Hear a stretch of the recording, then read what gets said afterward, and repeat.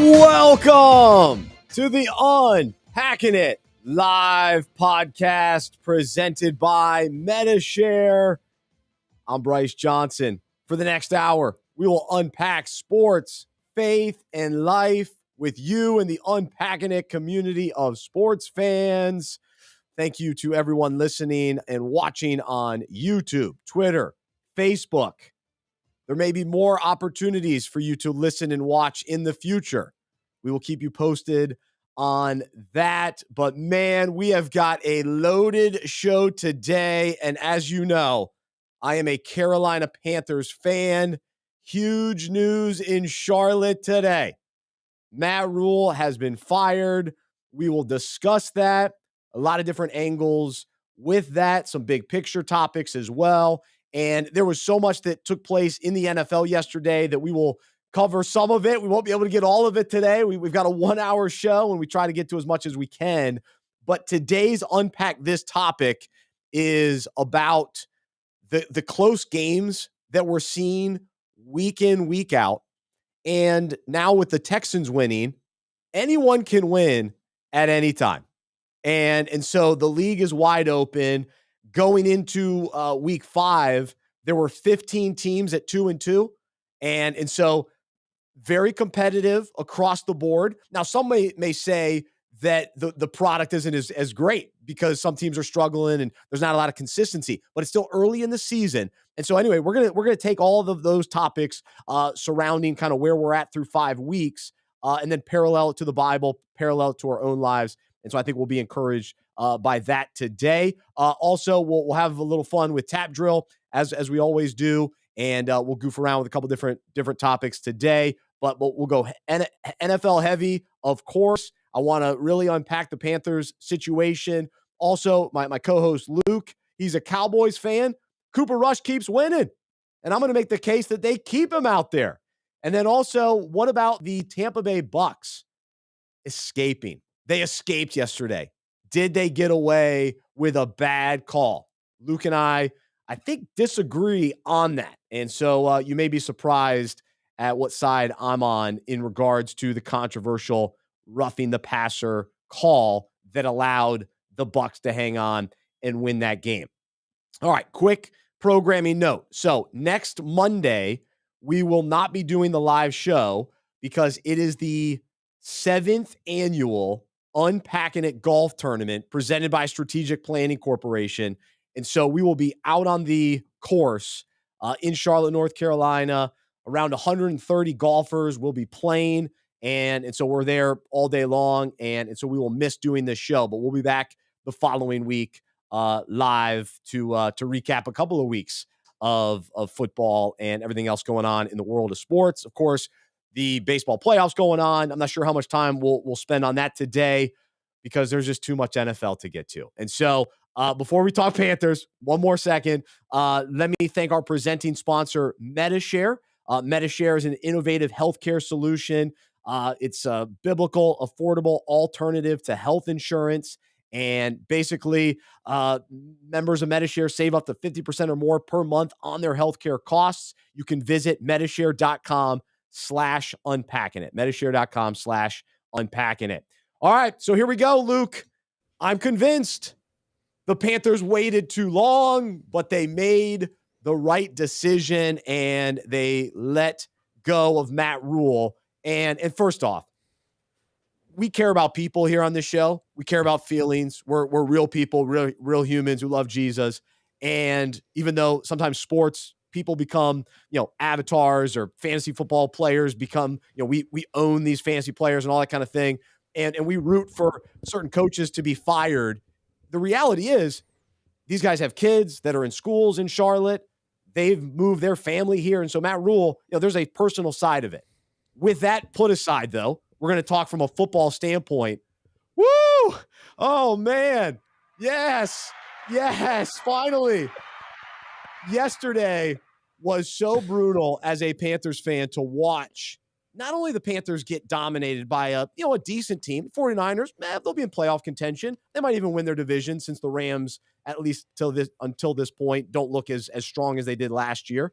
And at the same time, the Panthers at home, another home game, losing that way in front of a 49ers home crowd.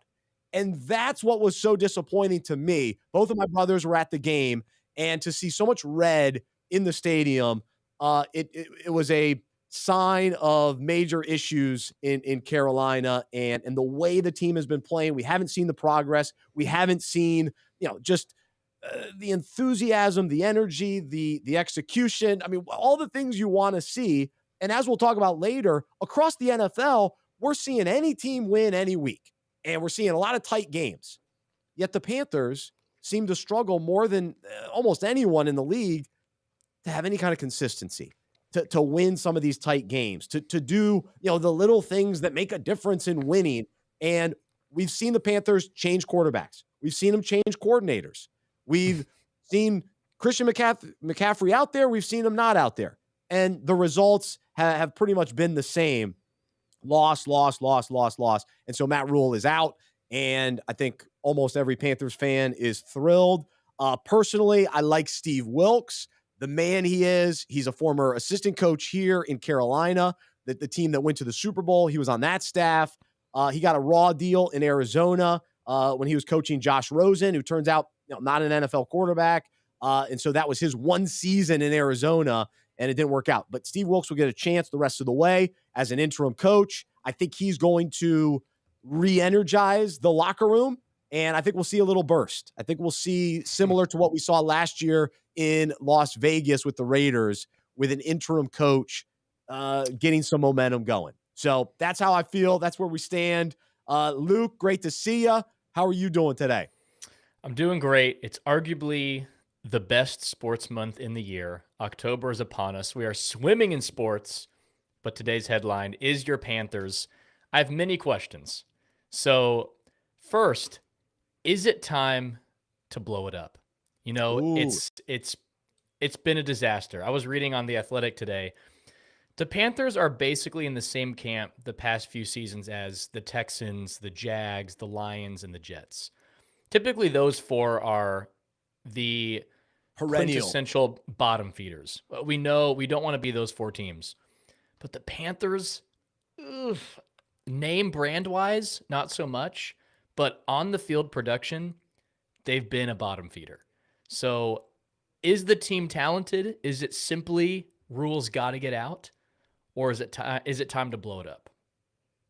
So I'm very hesitant to blow the team up. Now, we saw the Miami Dolphins do that, where they traded away all their players for draft picks. Everyone. They traded everyone. They got rid of everyone. And in some ways, it's worked out. But to me, it's like, until they make the playoffs or a playoff run, I'm not going to say that it's worked out, because I don't know where the Dolphins are going to go at this point. Things are kind of up in the air with all the injuries at the team.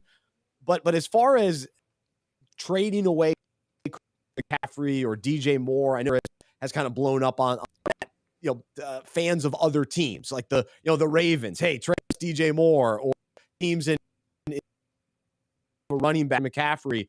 And so I understand that conversation, but if I'm the Panthers, I want to see first for, let's say, 4 or 5 games this year anyway, let's see if there is a change in execution, attitude, camaraderie. Let's see if Baker Mayfield ends up playing. Well, now he's going to be injured. He's going to be out for at least a little while. So check that. But which, of course, he got injured yesterday. So now PJ Walker. So very little hope with another backup quarterback. I love the Bisaccia take, though. I love that take that maybe you just need a new guy at the helm. Like you said about the Raiders. Maybe you just need some type of, you pull out the jumper cables, and a just change in leadership is what it takes. From the outside looking in, the Panthers are talented. And especially in a division. You are in a division that is unbelievably winnable. The best record in the division is 3-2, and it's a questionable 3-2. No one is running away with that division. Bucks. So it's still up for grabs with how disappointing this season's been for your Panthers, who you predicted to win the division. I mean, it's still anyone's division to take. So yeah, because you should feel fine as a Panthers fan. today, based on how good the defense has shown they can be. Now, part of the reason the defense has struggled at times, especially maybe in the second half, yesterday kind of got blown out, is because the offense never has long drives. And the Panthers defense is always out on the field. And then also a couple injuries have been, Jeremy Chin out, J.C. Horn got banged yesterday. So that's been part of the issue with some of the maybe the inconsistency at times with defense. But when it's at its best, Brian Burns is one of the top pass rushers in the league. And so to me, across the board on the defensive side, very strong. Steve Wilkes is a defensive guy. And I think the Panthers can remain in games with Wilkes in charge. How about they can to run the ball with McCaffrey and maybe PJ Walker? I don't know. Maybe he'll be all right.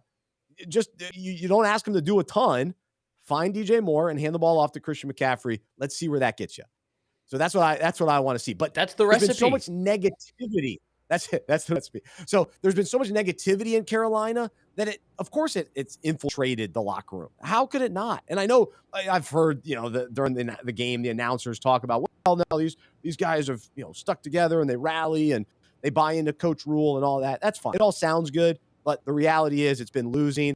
So let's see a change of pace. And I'm intrigued by if after 5-6 weeks right before the trade deadline, we'll reevaluate. I'll reevaluate at that point how bad it is, and then maybe you do kind of you blow up the offense a little bit and see what you can get for a couple of those pieces. But ultimately, you got to find a quarterback. Baker Mayfield's not the answer long term, but if he can get healthy and with a new regime, maybe things change a little bit. So, but you can play fine football. Like, to your point for PJ Walker, set him up to succeed, which is exactly what my Cowboys have done. So I definitely don't agree with you that Cooper Rush is the answer once Dak comes back. Dak's a way better quarterback, especially on third downs. Dak's just better. But what the Cowboys have done is they've realized, wow, our game plan with Dak has been egregious. They abandoned the run game. Then you put in a backup who's more limited, and it's, we got to run the ball more. Now they've established the run and relied on their defense. Oh, wait, we can play good football. So for PJ Walker, you have a top 5 athlete player in the NFL in Christian McCaffrey, good receiver DJ Moore. Run the ball, establish the run, then you can throw. Carolina's got a good defense. So there are games out there to be won. And again, in a sporadic division. So we'll see. But the Cooper Rush is set up for success, run game and good defense. And you ask him to throw when the run game is established, of course he's able to succeed. Just manage the game. And that we got to give McCarthy credit for leaning into that and telling more and yes, not being stubborn or put Cooper Rush in an uncomfortable situation. They've made him feel right at home back there. Coaching's been that was tremendous. Tremendous. That was a significant win yesterday. Anytime you beat the Super Bowl champs, even if both Super Bowl teams Cowboys have beat this year, Bengals and Rams. Those are legitimate. So the Cowboys deserve the hype at this point. But my whole thing is, if you're on a run, I'm extending that as long as I can with Cooper Rush. I would just keep rolling with him until they lose, and then say, hey, thanks for a great run. To me, it's almost like riding out the pitcher till he gives up the home run. All right, you're done. You've lost it. But because it's still Dak's team, ultimately, like he hasn't lost his team. It's not like Cooper's played so well to where, like Dak did to Tony Romo. But to me, this momentum, you just want to keep it going as long as you can. I don't know. Well, they're going to do that. I agree. They're going to do that, but in kind of a disguised way. I think their way of writing it out is not rushing Dak back. But if they clear him to play and he's active, he's going to play. But I think now they're thinking, wow, we're 4-1. We're not playing Dak unless he's 100%. We're not rushing him back at 80%, not even 85%. We're waiting till Dak is the exact same health as the beginning of the season, because now we have room for error. Even if you lose the next 2 games, you're 4-3, you're fine. You're fine. They are outperforming unbelievably right now. It's great. It is. And so, I'm impressed by them. Of course, the Eagles win again. And kind of an ugly game with Arizona. So that was one of the more intriguing situations. And Kyler Murray getting criticized for his play toward the end of that game. And we saw a couple weeks ago, he was kind of the hero and the kind of the backyard makeshift, just make a play happen. He did not do that, even though Arizona had a chance. Of course, they missed the field goal. But it's funny because in the offseason, we know that we heard the criticism. Does he actually watch game film? And then I saw some stuff on social media where apparently it was a big video game weekend, Call of Duty. It was some big Call of Duty weekend or something. And he always struggles following those weekends, which is just hilarious that somebody has figured that out. Trust the data. The data's there. Oh, my goodness. So to me, Arizona is who we thought they were. And even though the Eagles, it wasn't an impressive game by any means, but when the Eagles have arrived to that level to where you can play poorly and still win, you're in good shape. Then you're feeling good. And then Buffalo, the other team to me that, it's still Eagles, Buffalo, at least through 5 weeks, as sort of the favorites. The blowout win against Pittsburgh, that was a statement game. And it was funny because I didn't see the Steelers on Red Zone yesterday. I don't even think I saw Kenny Pickett play yesterday. I'm watching Red Zone all day, and because they never were in the red zone, they were never scoring. So I didn't get a good grasp of how bad or good he was. But he threw it like 50 times. I'm not sure he was the problem as much as it was the Steelers' defense. But Buffalo with the big plays. I mean, Gabe Davis he goes deep and just find him. Yeah, and he's a touchdown machine. So monster win for them tonight. We'll see the Chiefs. Las Vegas, they're coming off a win. Can they keep things rolling, or do the Chiefs have a statement game in them tonight on national TV to kind of keep pace with, to me, the Bills? I think everybody would agree, but the Bills and the Eagles are the teams to beat, at least at this point. Well, let me ask you this about the Panthers: yes or no, is Wilkes the head coach next season? Oh, if you had to guess today, I would say no.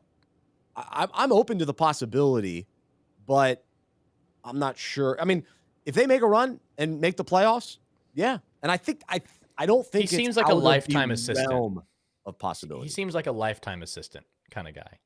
That's outside fair. of the one chance, but 3-13 that year. Like you said, probably not all his fault, but yeah, I don't know. So I'm open to certain coaches that were a head coach that struggled. And, like the Raiders gave Josh McDaniels another chance. I think McDaniels, it was worth giving him another chance, even though things didn't work out in Denver. Yeah. To me, maybe Raheem Morris, who's been the defensive coordinator with the Rams. He's a little bit older now. He got that job young when he was with the Bucs. Giving those guys another shot. Dan Quinn, is he, a retread coach? Please don't leave. Please don't leave, Dan. From Dallas. That could be interesting. But I also like the idea, and I doubt the Panthers will do this just because they rolled the dice with Rhule and it didn't work out. But like the Giants going after Brian Daboll, where, first-time head coach, let's see what he's got, and it's worked out really well. The Jets with Robert Saleh. It's so far, Chris Daughtry working out great with the Jets. So I'm coming home. You've got to lead that charge. The Chris Daughtry it doesn't get mentioned enough. I guess I still love Daughtry. Like, I'm a huge fan of Daughtry. You're one of the few remaining diehards. I think that's why it's a quiet take, is because there's not many Daughtry diehards still out there. I don't know why. I don't get it. That's fair. And I'm still a fan of Creed. People don't like Creed. They always give Creed a hard time. Creed's still good. I mean, I throw on some old Creed. It holds up. Oh yeah. So anyway, but Robert Saleh / Chris Daughtry has done a really good job. So I'm intrigued by all of these, these younger coaches that have come in and made an immediate impact. And so I'm intrigued for the Panthers to find that next guy. I'm just not confident that they could find that next guy, unless we may have seen him yesterday. D'Amico Ryans, the defensive coordinator for the 49ers, young player, recently played in the league. I love his demeanor, energy, enthusiasm on the sideline, which is what we've kind of been lacking. So anyway, I'm intrigued. One more coaching question for you. So Mike Tomlin, you got to think maybe it's nearing the end in Pittsburgh. It's been a struggle. I read an article in The Athletic kind of comparing to the way Chuck Noll's career ended in Pittsburgh.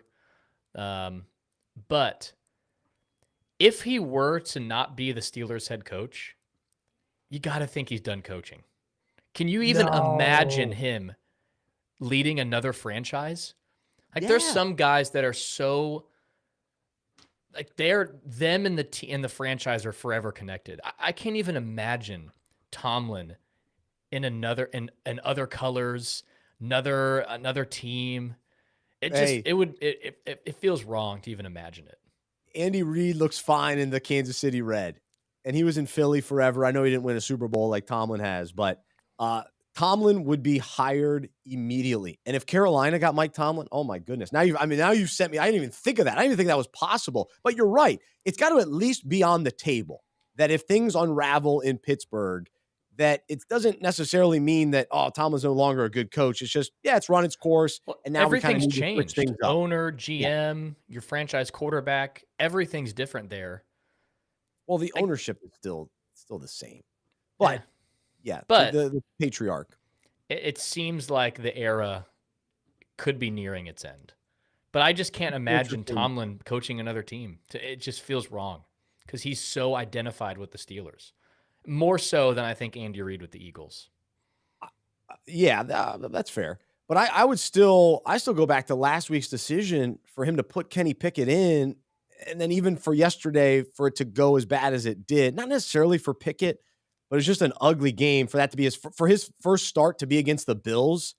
That doesn't make sense. That doesn't seem like a great coaching decision. Yeah.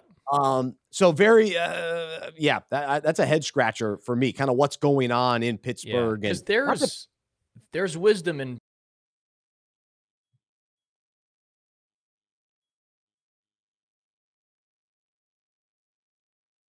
I don't know if that might be Luke.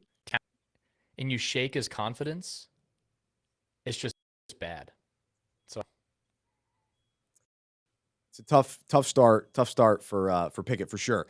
All right. So, a lot of NFL storylines to get to, and we'll try to do that throughout this show. But I want to make sure we get into this week's Unpack This topic. And each week on the show, we take a sports story related to the Bible, related to our own lives, and these topics go out also in email form, and so you can subscribe for free on our website, unpackingit.com/subscribe.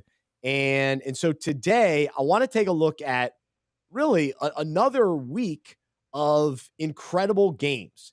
And so, tonight we should have another tight one. And last night's game with Baltimore and Cincinnati, that was a tight one. But the theme has been any team can win at any time.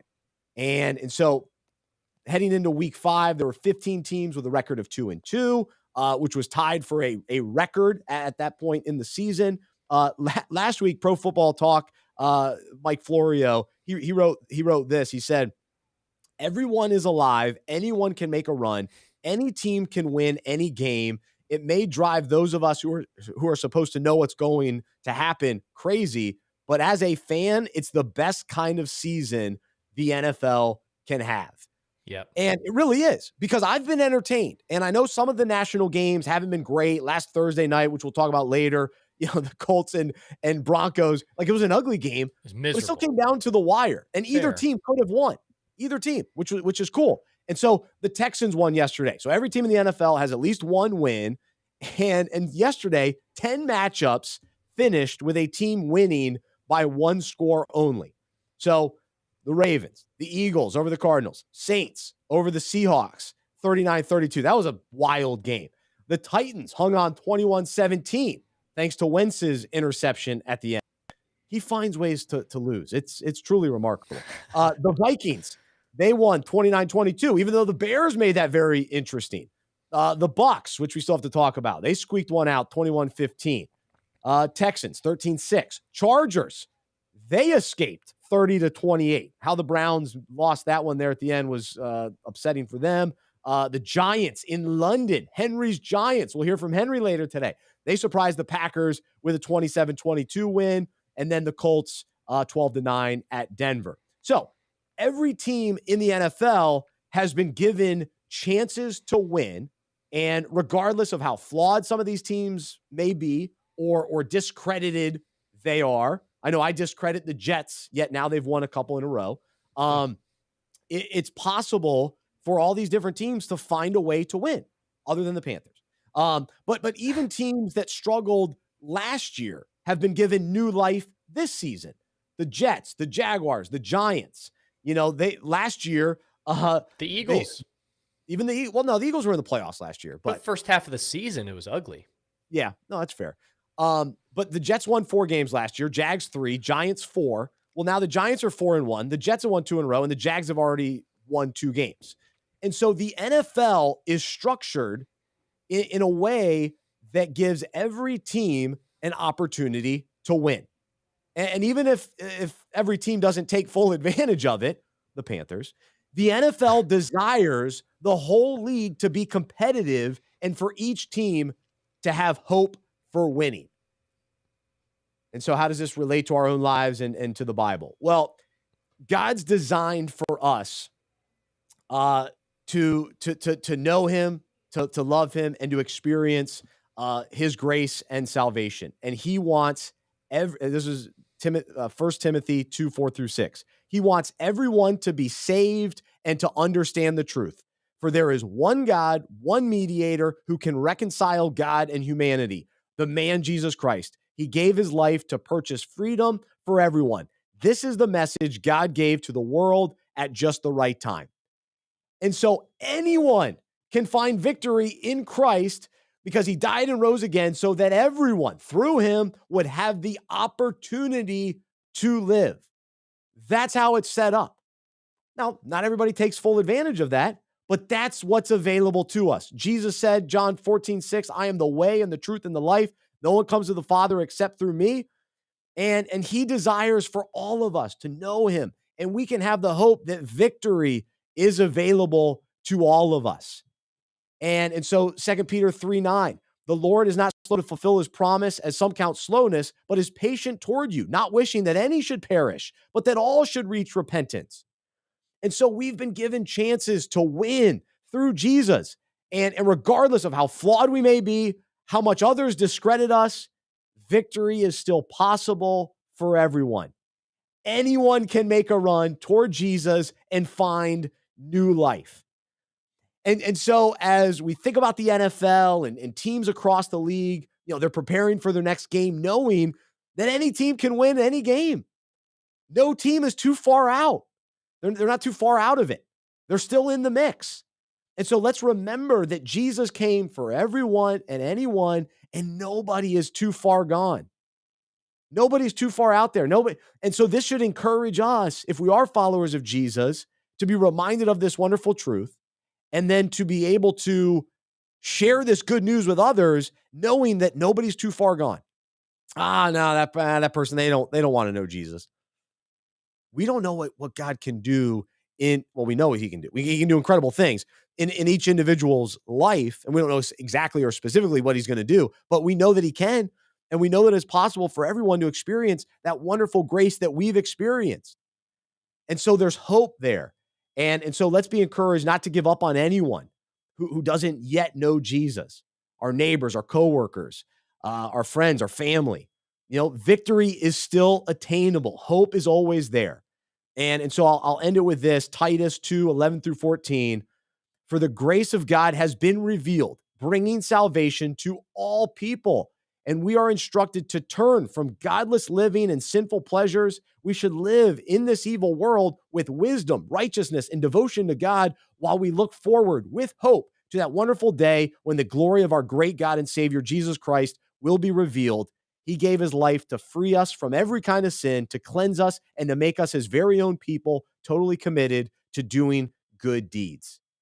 And so today, as followers of Jesus, we've experienced this grace and this victory that we have, and we know that anyone and everyone can also experience it.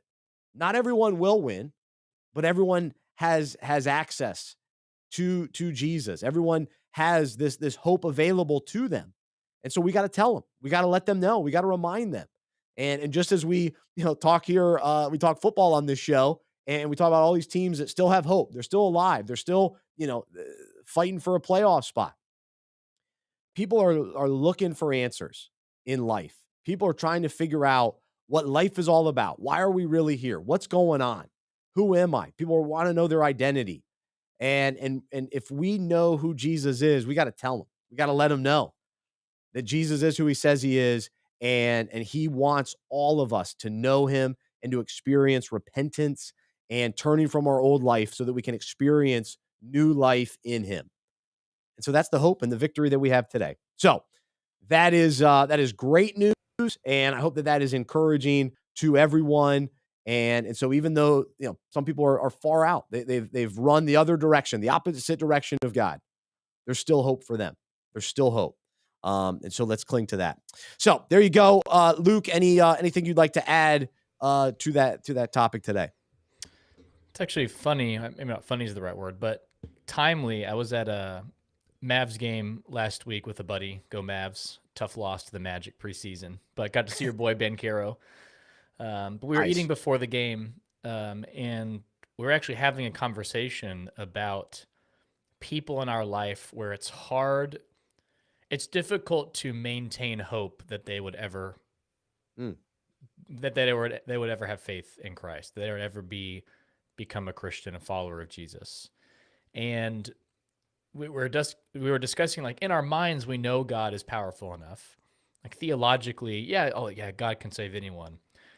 But for people who in our lives where they feel no need for Christ, they're living a life that is not following Jesus, regardless, maybe it's horrible morals, fine morals, regardless, it's difficult to believe they would ever come to Christ.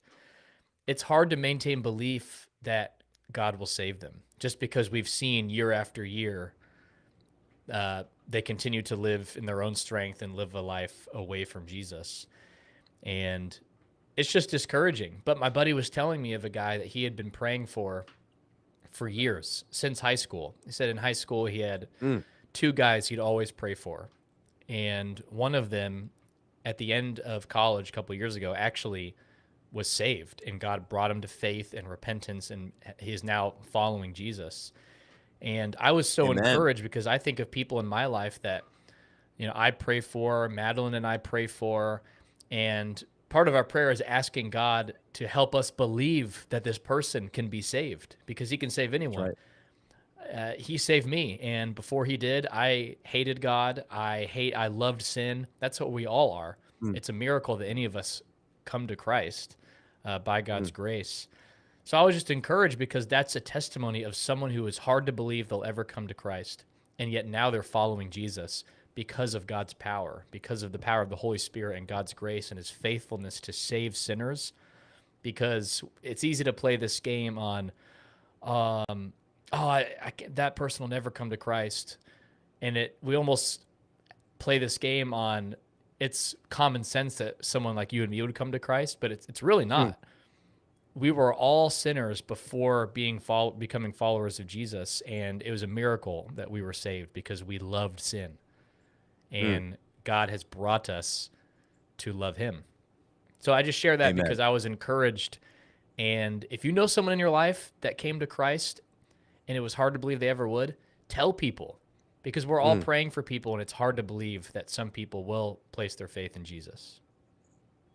Amen. No, that's well said and very encouraging. And even to parallel it to some of these teams across the NFL that even are winning now and experiencing victory. You mentioned the Eagles, and they kind of were floundering and wondering what was going to happen next, and they move on from Doug Peterson, and now here they are winning. The Bills, we know all the tough seasons that they had. I was reminded today. Remember when Sean McDermott put in Nate Peterman midway through the season? Yeah, that wasn't that long ago. No, that was a few years ago. So it's like to think that team, that knucklehead decision by Sean McDermott, now he's one of the best coaches in the league. And it's like the most respected franchise. Like, wow, the way they built this team and the way they've, they went out and found Josh Allen and surrounded him with talent. And that was the same guy that thought Nate Peterman should start week 6 or whatever it was. And they had to go back to Tyrod Taylor. So to parallel and to Luke's emphasis today, nobody's too far gone. And even though somebody might be struggling, and maybe you today, you're like, man, I'm just too much of a mess. God loves you too. And God loves the friend that we have that seems so far gone and it seems to be a knucklehead and just, struggling in a number of ways or seems there's just no way. Anybody can win. Anybody can win. So, yeah. And Jesus and died because for we were far gone. Like, again, it's easy to compare sin and think, oh, I wasn't that far gone before God saved me. Yes, you were. If you a proper understanding of sin is everyone before coming to Christ is very far gone, extremely far gone, and yet God saved us. So that's another testimony to God can and will save anyone because he saved us. And we were very far gone. No matter how well we think of ourselves, we loved sin before Christ. Man, that's a good reminder as well. Humbling for sure. Fills us with gratitude and appreciation for what. So that's this week's Unpack This topic. Encourage subscribe to our weekday email devotional, unpackingit.com/subscribe. Let's jump into the kind of one of the talking points of the day following yesterday. And I was watching this live because I was pulling, so shockingly, I was pulling for Atlanta to win a game. Normally I don't root for Atlanta, but I have to say this year's Falcons team is very likable because they play really hard. They have no business being good. Like, they shouldn't be in these games. Yet Marcus Mariota, who's getting another shot to be a quarterback, is playing well enough to keep the Falcons. This week, they were without Kyle Pitts, and yet they were without Cordero Patterson. Yet here they were going toe-to-toe with the Bucs, taking Tom Brady down, giving their team a shot, and then they get called for the roughing the passer, and everybody's up in arms. How could you call this? And I was disappointed by the call too. I'm like, you got to be kidding me. But here's my thought. Of course, you have to call it. This is the NFL. We want quarterbacks protected. You have to protect the quarterback. You can't roll over a quarterback. You can't fling them to the ground. That's where we're at. And I was thinking about this as I went to the bathroom today before the show, that we just have to accept that the NFL is no longer the tough guy sport.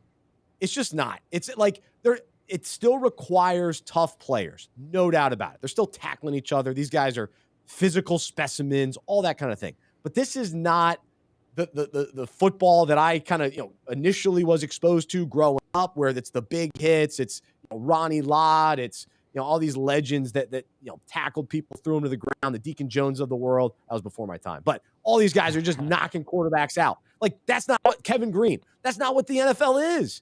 So for us to try to cling to it or think it's ever going to be that, it's not. Especially when you're talking about the golden boy. Of course Tom Brady's going to get this call. We're up in arms today. Like, how could Tom Brady get this call? He's Tom Brady. He gets these calls. That's the NFL that it is. So we're almost like wasting our time being frustrated by it. Like, so we're going to change it? So now all of a sudden we're going to give your boy Cooper Rush the same calls as Tom Brady? That's just not how it goes. That's just not how sports go. I guess we could fight it. I guess we could try to fight it and say, hey, give LeBron the same call as Terry Rozier, but that's just not how it works. So that's how I've accepted it. I mean, I'm accepting mode today. The team that I told everybody was going to unravel this year, the Bucs, they win again, yet I'm going to defend the call. How about that? You're disgusted, Luke. You're just beside yourself. You can't believe it. I'm fuming inside for many reasons. I don't even know where to begin to start. I can't believe you're kidding yourself that this is an okay call to make. It's easily the worst call of the season, no doubt about it. Maybe the worst call in the past few seasons. It is objectively atrocious, worse than the replacement refs from years ago, where they called a touchdown and an interception at the same time, or complete and incomplete. It's worse than that. He rolled over. He rolled over. What are defenders supposed to do? He's running. He puts his arms around Tom Brady, and momentum takes Tom Brady. What is he supposed to do? Defy the laws of physics, stop mid-tackle, and just lay him down like you're laying your child down to bed? It's impossible. Yeah. Defenders are at such a disadvantage. You can't tackle anymore. I understand that, hey, you don't lead with the crown of your helmet. Don't dive at their knees. Don't hit them late. But if you're going to wrap up, what is that? Go watch the clip. I encourage every one of you, go watch the clip. It is infuriating. The defender, he has no other option. He didn't even body slam. Like the Tua body slam, night and day. This wasn't even a body slam. It was a tackle to the ground. And it's also unacceptable. This ref should lose his job. But to counteract, I'll finish this real quick. I unfortunately understand your point that this is professional sports. And a purist in me, I just want the game to be the game.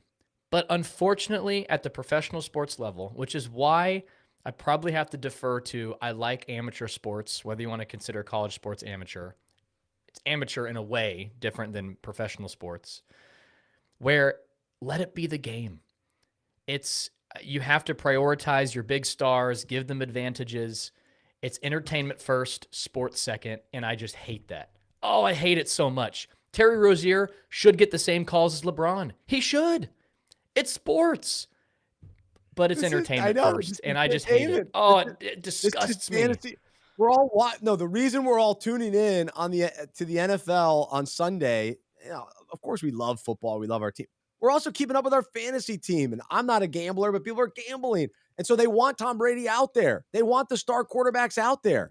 And so we can't be having a random defensive lineman throwing quarterbacks to the ground. We just it can't be that way. So it's such a soft now call. They're gonna have to figure out what the answer is. They're gonna have to figure out what the answer is, because as we're seeing today, a lot of people are up in arms about this. So there is still this public desire too. So I'm saying we almost want both. We want our cake and eat it too.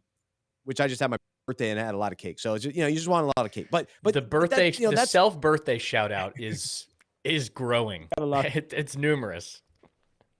I was gonna go another direction and then I stopped myself. But because I was actually supposed to get a free cupcake from an establishment that I get their emails all year long in order to get the free cupcake.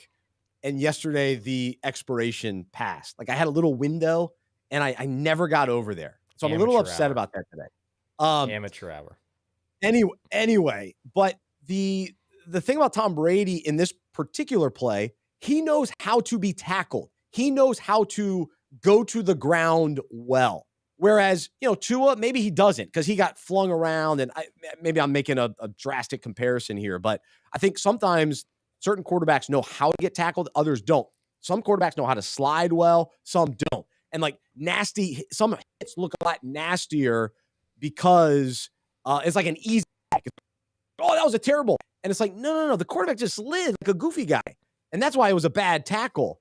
Or Tua, maybe his head was, he didn't handle the fall very well. I don't know. I'm just trying to. No, there's something there. There's something there. I'm just saying that to me, the motion that was done to Tom Brady, okay, you can't roll over on a quarterback. I think we've established that. So that's why I'm shocked that there are so many people on one side of this conversation. Because of course I've got to be different. It's a routine tackle. It's a routine tackle. Oh, it's bad. It's bad. Here's the thing. I would be okay. I'd be more okay with this if professional sports stopped trying to claim the purity of the game. The game is tainted. It is advantages to your star players and lesser than players are at a significant disadvantage. Can we just acknowledge that? Let me hear it. Goodell, let me just hear it. Don't try to claim the purity of the game. It's not pure. It's very tainted. And if we want to go that way, I'm okay. But let's not pretend that best players are at advantages. Let's just acknowledge it. If we acknowledge it, fine. I know going in.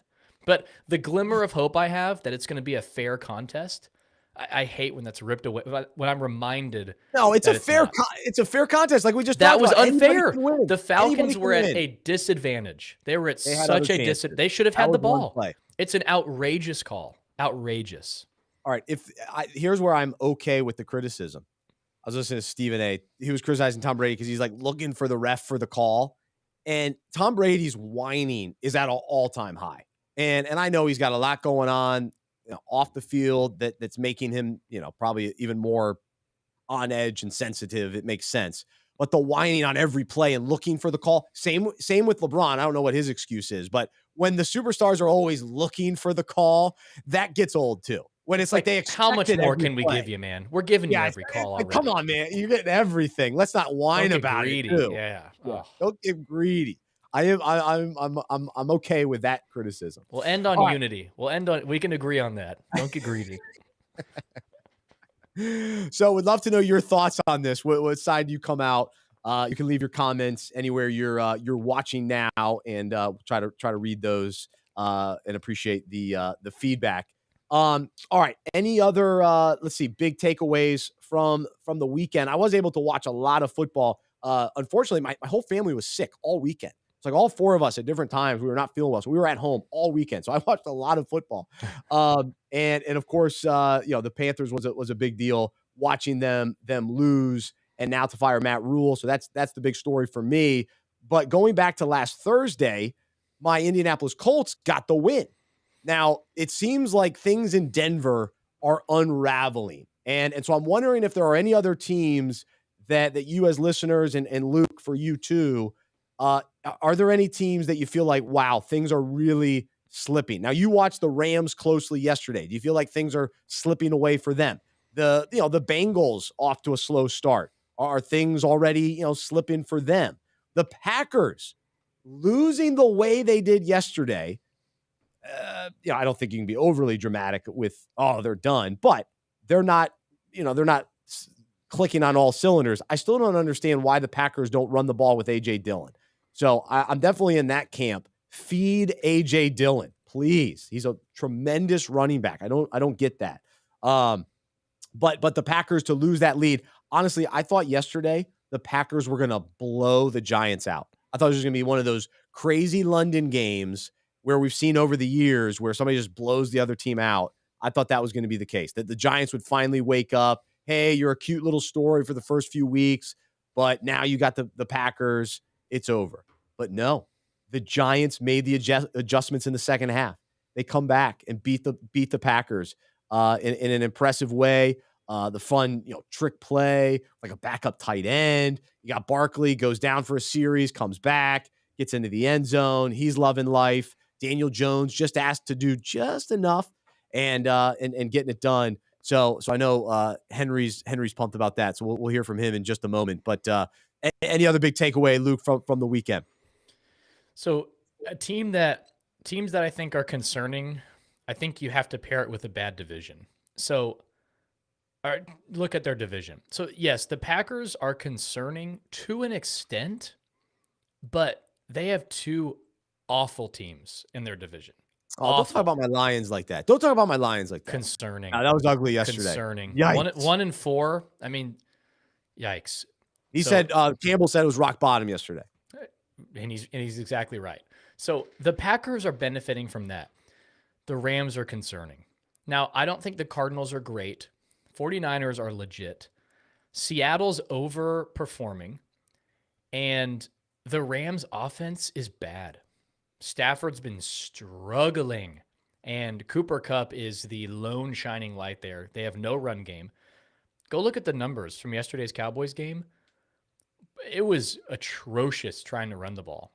So I think the Rams are definitely concerning. It's some of Sean McVay's worst offensive numbers as the head honcho for the Rams.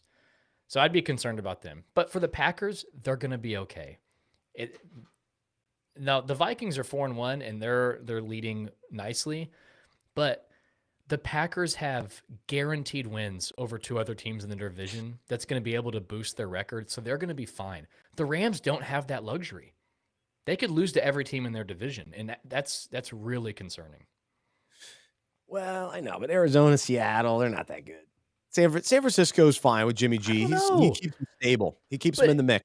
But compared to Packers get to play Chicago and Detroit twice this season. And they haven't played either one yet? I don't know. I can't remember. But the Rams have to play the Niners, Cardinals, and Seahawks. That's much more difficult, and they're struggling. And I also think the Bengals have to be concerned. Because to me, yeah. But even then, their division isn't great, but it's the Packers out of these struggling teams have by far the worst division from top to bottom. So I think they're going to be okay. But the Bengals and the Rams, they can lose to more than one team in their division every game. Yeah. I do think with the Rams, they went all in last year. And when you go all in, it's really hard to repeat that. And so I think with the Bengals, they weren't expecting to do what they got really hot at the right time. And that happens every once in a while, where it doesn't mean you're a legitimate great team. Whereas to me, in recent years, like the Chiefs have shown they're a legitimate great team. So year in, year out, they are a Super Bowl contender, and they're built that way. From the top down, they're all set to go. The Buffalo Bills have been building toward that, and we'll see if they can get over the hump this year. But I don't think the Bengals are there yet. They're not built just yet for the sustainability. And I just think they caught lightning in a bottle last year. So now they could catch it again, I guess, if things really start clicking, because they do have Joe Burrow, who's a legitimate, top quarterback. Yeah. I'm not doubting him, but just from a top down, like, because going into last year, there were question marks about Zach Taylor. Now, being able to get your team to the Super Bowl, it removes some of those doubts for sure. But talk about the division, you got to go up against these top coaches, Harbaugh, Tomlin. Maybe you could beat Stefanski. He's struggling in Cleveland. They're losing those tight games, but they're waiting for Watson to get them over the top there. Yeah. So I would say a team that's loving life, Kansas City, because the rest of that division has been, going into the season, remember how excited we were? Oh, all four of those quarterbacks. Oh, it's so sad to think that. You were saying every team of that division is going to make the playoffs. Yeah, But now it's Kansas City's thinking, oh, this is going to be way easier than we thought. Even the Chargers squeaking by the Browns yesterday. Oh, the Chargers. Squeaking by. Las Vegas looks bad. Denver looks bad. And the Chargers, they have a better record than they've looked. Big time. I'm not very confident the Broncos turn it around this year, unless it really is something to do with Russell's shoulder and he got a shot and maybe that makes everything better. But it doesn't seem like it's going to work out in Denver. We'll see what Vegas does tonight. That might change my opinion a little bit based on how well or poorly they play tonight. I think the Chargers will be fine, but the Staley going for it on fourth and stuff, like, it still is hanging over his head. Does he make the wise decisions? There was a key play yesterday that I think was questionable. Because they're all analytics, and that's just interesting. Analytics-wise, there's a lot of the evidence is saying go for it. I don't know. It's interesting. Steve's leaving some comments here. He seems to be favoring the Giants over my Cowboys, which I will not tolerate. Steve says, Cowboys, no. Though their defense is awesome. I will admit, Cowboys, still a couple question marks on the offense, but the Cowboys are legit. With their wins, 4-1, with Cooper Rush, we're fine. We're fine. Look out for the Cowboys come playoff time. You're feeling good. Now your Aggies, tight one against Alabama. Let that slip away. Oh. And then Kansas, big letdown. College game day. It was pretty solid. I watched most of it. I watched a lot of it. I mean, not most of it. I watched a lot of it. But, so a couple letdowns for you in the college front. And then, of course, my Mountaineers got blown out in a upset, weird way. Not blown out, but it felt like a blowout. It was painful to watch. Do you at least feel vindicated losing to James Madison now that they're ranked? They have entered the top 25 rankings. Ranked. Yeah. We gave them that game, helped them get ranked. Unbelievable. Yeah. Unbelievable. Oh, Thankfully, the Cowboys made my sports weekend end on a good note. Yeah, A&M lost in heartbreaking fashion. I'm not bummed about Kansas, though. It was a close game. Right. They played well. But A&M, go watch the highlights. Bama was begging A&M to win. Fumble, fumble, fumble, interception, give the ball up. A&M, please win. Please win. Nope, you're not going to? You're going to call a horrible play last play of the game? Okay, sounds good. We'll take the win. So that was disappointing. That is. Gosh, sorry, man. All right, well, there is somebody excited today on our show to go along with the Cowboys fan side of Luke. All my teams lost. My fantasy team struggled. I was sick. You know, my girls were sick. It was a tough weekend all around. But we wake up today. Matt Rhule gets fired. The Panthers light is back on in the studio. We're feeling good. And Henry's loving life with his Giants are now 4-1. It's a tough NFC East though with the Cowboys and Eagles. How you doing, Henry? What's going on, boys? You guys got me? What's the hat you're wearing backward today? Oh, the actual hat I was wearing backwards is actually the New York Yankees hat. Okay. Shout out to Judge. The Yankees. Shout out to Aaron Judge, almost getting the Triple Crown. Now, you would think that as a Giants fan, well, actually, let me tell you a funny story. Yesterday, we're in church. I'm on the altar in full clergy, and my pastor, we're right towards the end of service, and my pastor has a cell phone, and he shows me ESPN, the ESPN app, and he points to the Giants score. Now, I hadn't seen the Giants score. Because I was in service all day long. So I'm on the altar in full clergy. I see the score, and I scream at the top of my lungs on the altar. Now everybody's looking at me like I'm crazy, but I was in total shock. I was in total shock. If you had heard me at all this week, I was like, I kind of conceded the fact that Aaron Rodgers, that the game really didn't count because it was over in London. Like if the Giants lose, does anybody really care if they lose if it's over in London? So I look at the score and I was like, "Are you serious?" And then my youngest son, comes up, texts me. He's like 4-1. I was like, that can't be right.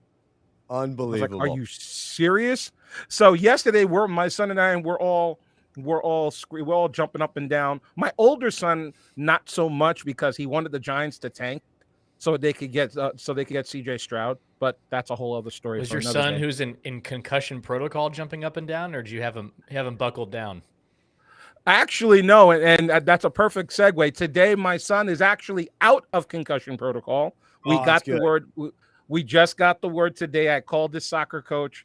I texted soccer coach anyway, and he's excited for him to come back tomorrow. They got a game tomorrow. His starting forward is back in the lineup. So my son is actually hyped about getting back on the field. So he is hype over that. So thanks for all the prayers and all the love going to him. But yeah, my son, I couldn't contain him. My youngest son could not contain him at all. But now, go ahead, Bryce. No, you haven't won the Super Bowl, but you're 4-1. So you're feeling good. You're loving life. And I think the biggest win is Brian Daboll is the real deal because he's come in and just changed the whole atmosphere. Because Joe Judge, you could just feel it and you knew it. This guy doesn't have it. He doesn't have the it factor. And the team hasn't really changed that much as far as the players go, but Daboll's getting the most out of this team. And then I think there's hope moving forward that, hey, you add a couple more pieces. Not sure Daniel Jones is still the answer long term. But man, you think, all right, if we get even an upgrade at quarterback, now we're really talking. So that's my take on the outside. Now, going in today, because you got to remember the one thing the Giants were really looking at this season was getting out of the cap situation. The last GM, and we'll let him rename nameless, has put us in such a cap situation where we had to let one of our best players walk over to the Philadelphia Eagles, who are currently 5-0. James Bradbury, they didn't want to let James Bradbury walk, but because of his cap hit, he had a $20 million cap hit, the Giants couldn't afford him. So they had to let him walk. He goes over to the Eagles. The Eagles are 5-0. And so now the Giants are like, okay, we'll do what we can and we'll look towards next season. Now, 5 weeks into the season, the Giants are 4-1. Nobody, not even the Giants themselves, thought they'd be here. And were it not for the Dallas Cowboys, the Giants would actually be 5-0. That is a concept that is like, my God. So now, have you guys ever been in the room? Have you guys ever gone out and you're looking good, you're feeling good about yourself, but now you're going into a room with a bunch of other guys and you're like, wait a second, I'm actually one of the better looking guys in the room. That's not supposed to happen. Well, I know that's happened to me quite a few times, but the Giants were never predicted to be here. So now, rather than the questions like Bryce you were talking about, is Daniel Jones the answer? Are we going to keep Saquon? If you take a look at the Giants' upcoming games outside of the Ravens, who they have next week, now I don't expect that to be a win, but they got the Jaguars, the Seahawks, the Texans, and the Lions before we get some get back on Thanksgiving with the Cowboys. Ooh, it's possible the Giants can be game. Oh, nice. Could it be possible that the Giants, who are lottery bound, could go 6-4, 6-3, 7-2? These were questions I was not prepared for. Take it 1 week at a time, Henry. I'm trying to answer your question. Bryce would be the more attractive guy in the room if he just gave his beard a chance. Even Steve's commenting, Bryce rocking the goatee/beard. Come on, give it a chance. No, I can't do it. My wife does not like the beard. So it's a couple days of not shaving is about as long as I can do. The loyalty play. I get it. Yeah. Well, since we're in London, let's start tap drill. Let's start tap drill right there. So now you've seen a few of these London games. Are we sold on these London games, or could we really do without them? So I am very adamantly against the 9:30 start time, 9:30 Eastern AM start time for football games. And so I understand the NFL wants to expand their brand across the world, and London fills their stadium and all that kind of thing. But as a viewer, diehard NFL guy, I don't like those games. I can't get into them that early in the morning. I'm not interested as much as I am once 1 o'clock kicks off. And then also, most importantly, Sunday morning is church. That's what now, I think you can do church anytime. You can move it around. And so I'm not that legalistic, but that's what we've built into kind of the rhythm of our life here in America. And I like to be loyal and committed to going to church. And it happens to be Sunday morning. And so I don't want to be making choices of do I want to watch games or go to church or put that on NFL fans to have to figure that out. So I definitely am in favor of church over football. And so that's one side of it. And then the other side of it is Sunday morning's really fun if you are home, you catch it at 11 or 12 when you get home from church, you watch the pregame shows. So to go back and forth, like you're trying to get, to me, the start of the day is at 1 o'clock Eastern. And that's when everything gets going, and it's all build up to that. I don't want to get my fantasy lineup set up before I know what's going on with the later games. So it just messes everything up. So I don't like it. So I'm out. I'm out on the London games. Well, they could do a night game and still have it in the 1 o'clock our time slot. So figure it out. If I'm watching sports before church on Sunday morning, it's Premier League though. So that's where my loyalty is. I haven't watched a second of Sunday morning NFL. Yeah, I can't. I just can't get into it. I'm yeah. So anyway, all right. Next question, Henry. You guys referenced the Thursday night games. Now, with the exception of the Chiefs and the Chargers, every single one of these Thursday night games have been a dud, especially the last one. Did Amazon get it right by purchasing the rights to Thursday Night Football? So here's another take. Like, I just think the Thursday night games it's not a great setup either, because we know that they have the quick turnaround. These offenses never are really clicking. They're still recovering from injuries. So many guys are questionable. They're held out. I mean, look at the Colts. They had to hold out Jonathan Taylor. If it was on Sunday, maybe he would have played. I don't know. We'll see if he plays this week. But to me, it's just too quick of a turnaround. Now, if they built it into where teams were always coming off of a bye, I'm good with that. And did we talk about that on the show? I talked about it with somebody recently. But I love that idea. And even if we have to wait until kind of later in the season when buys start happening, then that's when Thursday night games happen. And then even if you have 2 games on a Thursday night, if teams are coming off a bye, 4 teams are coming off a bye, I love that. And then they get the extended time until next Sunday's game. So that's the route I would go. Just logically, if the NFL is really going to buy in now, I think all of us are pessimistic on if it's going to last. This idea to the concussion protocol, protecting players with head injuries. We'll see if it's long term. But if it is, you can't. Current Thursday night setups are just not sustainable. You added an extra game, and you're going to have teams playing short weeks. You just can't have both. You can't do it. And Shannon brings up a great point. The contract is such a long contract. I mean, Amazon owns Thursday Night Football. So they've got it. They're in. Like, this is a key part of the NFL moving forward. So I'm talking from a fairyland standpoint of, wishes and all that kind of thing. So we have to embrace it. In some ways, Thursday night does kick off the weekend. From that standpoint, I'm okay. But the quality of the product just not as good. So there's no denying that. But hey, guys, the Colts won. So the Colts got the win. They are still alive. My Super Bowl prediction is still alive. We just got to get barely alive with the Colts take. You were hanging by a thread. Yeah, a thread. Not looking good. All right, next one, Henry.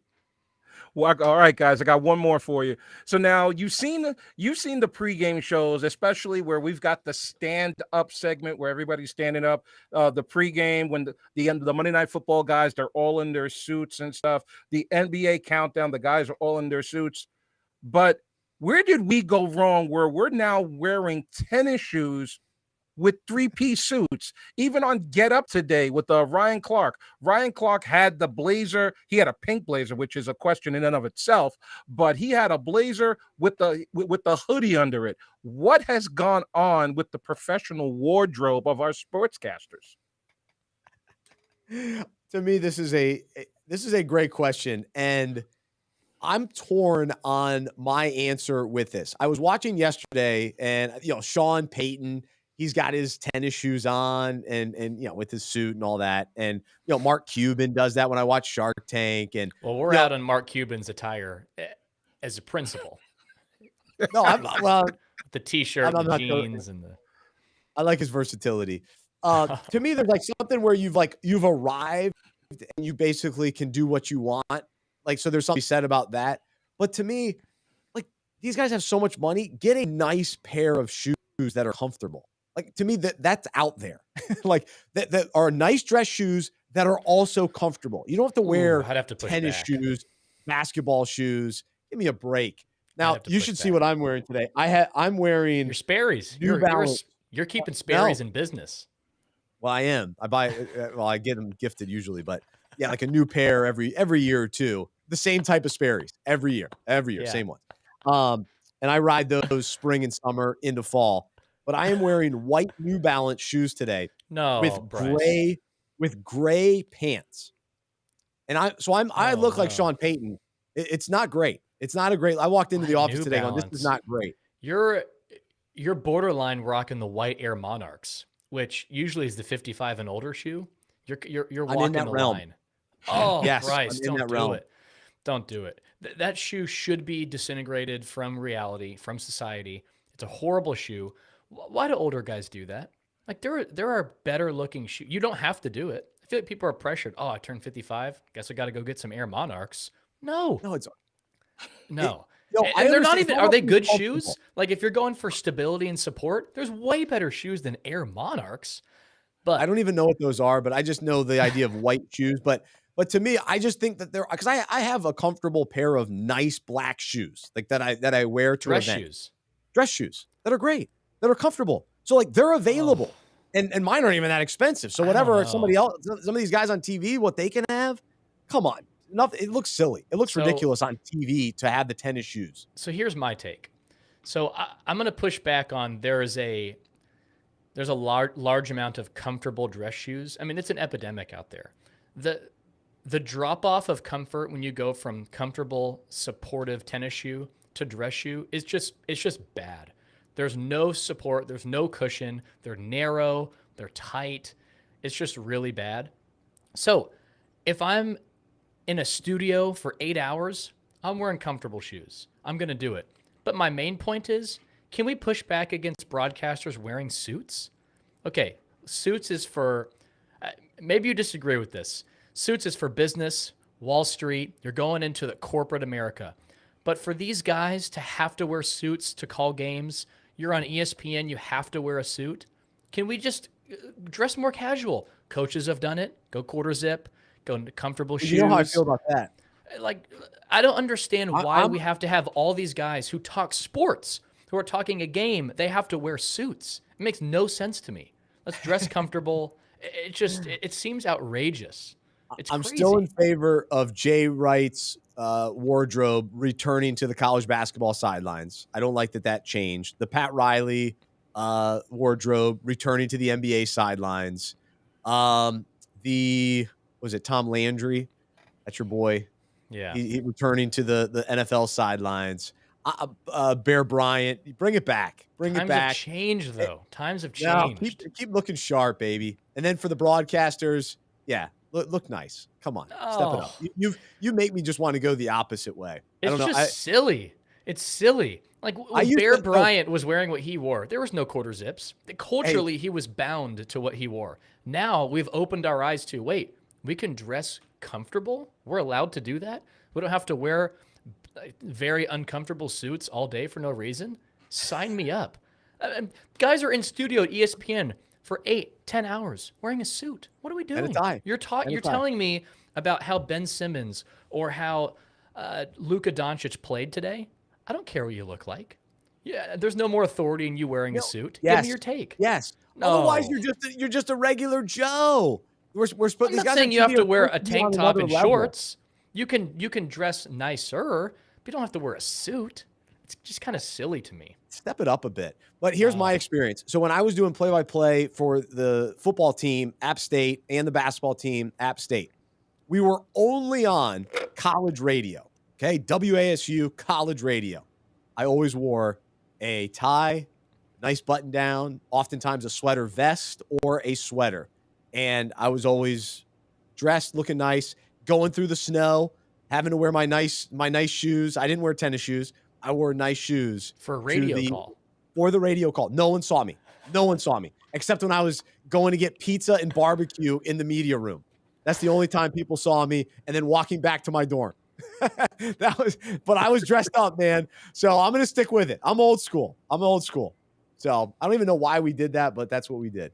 We tried to fit in, I guess. Yes. Dress good, play good, feel good. Hey, you got to feel like, all right, man, I'm a professional here. I'm feeling good if I'm comfortable. Oh, I hate wearing suits. If you guys ever watch ESPN in the mornings, when they go on, when Keyshawn Max and Jay Will, they're comfortable. That's the way to do it. They're comfortable because they're in the morning show. However, when the clock turns to 10 o'clock, and now you're in the prime sports news cycle with the First Take and Greeny and all those other guys, all of a sudden they're in a suit. All of a sudden you got them in the shirt, you got in the tie. Well, except for Keyshawn. Keyshawn wears a nice button down, but you'll never see Keyshawn go full suit though. Bryce, what about your boy Dan Patrick? You gonna push back against him? Well, he's on radio, TV. That's fine. That's like what we're podcast we're doing. But you're doing like a TV studio show. No, that's when it's silly to me. Like if you're if you tell me if you're going to a 9 to 5, fine, coat and tie. But Ryan Clark, does he lose any credibility if he wears a quarter zip and pants? No. Well, now listen. I love what Peyton and Eli do on Monday nights. I don't think they're on tonight. But they do the little quarter zip because it's a casual, it's like not your normal broadcast. So that sets the tone. And I'm good with that. But for the main broadcast, step it up. You're part of the main crew. So, okay. All right. Well, we could argue about this all day, but But ESPN's trying to do both. They're wearing green suits with Jordans. Okay, you've abandoned professionalism. Speaking of green just be comfortable then. Just be comfortable. Did you guys see Kyler Murray? Did you see the green suit that he wore? Oh my God. Oh no. It was not good. Oh my God. It was not good. Yeah. Look good, feel good, play good. You got to step it up. Step it up.